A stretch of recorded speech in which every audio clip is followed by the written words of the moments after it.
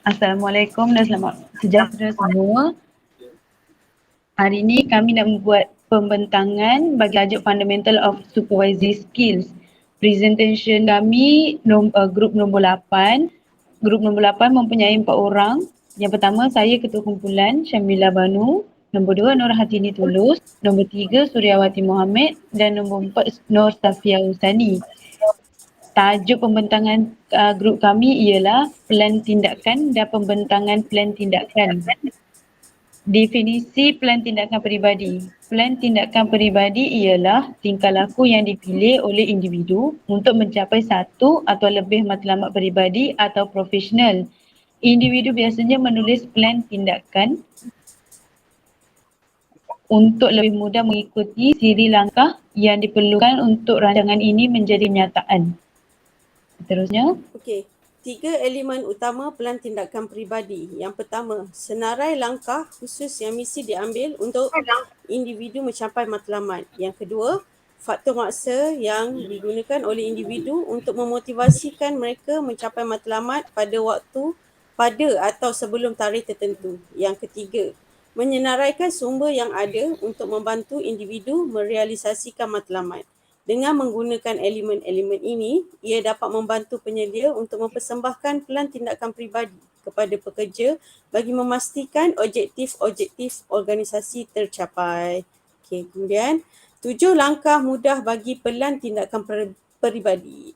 Langkah yang pertama, tentukan objektif, di mana penyelia perlu memastikan setiap pekerja memahami akan objektif organisasi.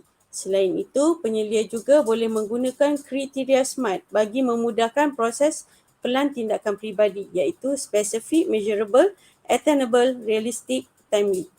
Okey, spesifik. Di sini spesifik bermaksud penyataan objektif yang dinyatakan secara khusus dan diukur secara kuantitatif. Okey, kemudian measurable iaitu boleh diukur. Objektif yang ditetapkan dapat dibandingkan dengan pencapaian pada sebelum dan selepas sesuatu aktiviti tugasan yang dilaksanakan. Ia juga boleh diukur secara kuantitatif dan kualitatif. Okey, attainable iaitu boleh dicapai. Satu penentuan objektif berdasarkan sasaran yang boleh diukur. Perlu mengenal pasti sumber-sumber sedia ada dengan baik. Realistik, munasabah. Objektif yang menjuruskan kepada peluang yang tidak mustahil untuk mencapainya. Memerlukan sumber fizikal yang mencukupi. Yang terakhir, timely iaitu jangka masa. Satu tempoh masa yang perlu ada dalam sesuatu penentuan objektif tugasan. Catagan menunjukkan perkara yang berkaitan dengan jenis aktiviti yang dirancang dengan tempoh masa yang telah ditetapkan. Kemudian, langkah kedua, senaraikan perancangan dan langkah-langkah yang perlu diikuti. Faktor masa yang digunakan oleh individu untuk memotivasikan mereka mencapai matlamat pada atau sebelum tarikh tertentu. Okey, langkah ketiga, utamakan tugasan dan tambah tarikh akhir. Menyusun semula senarai dan membahagikan tenaga kerja dengan sewajarnya bagi mencapai tujuan utama tugasan.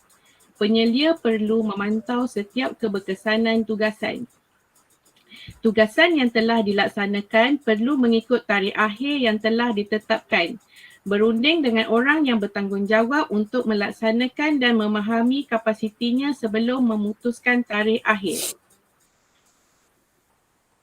Langkah keempat, tetapkan pencapaian. Pencapaian boleh dianggap sebagai matlamat mini yang membawa kepada matlamat utama pada akhirnya.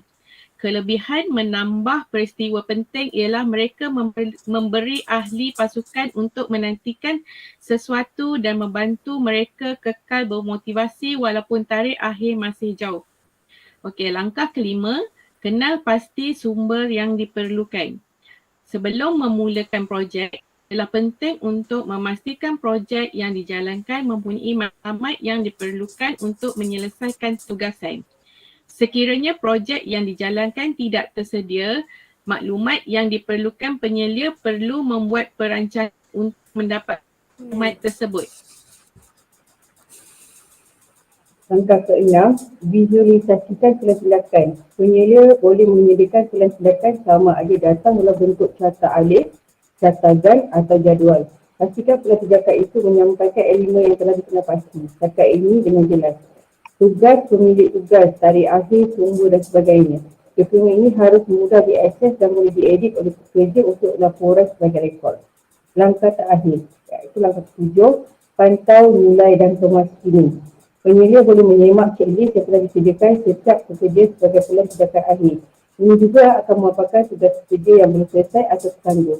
Sebagai penyelia perlu memikirkan cara penyelesaian yang sesuai dan pastikan pelan tindakan sewajarnya.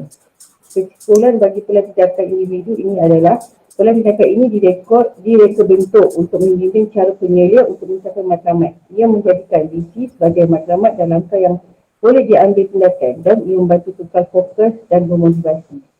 Sekian, terima kasih.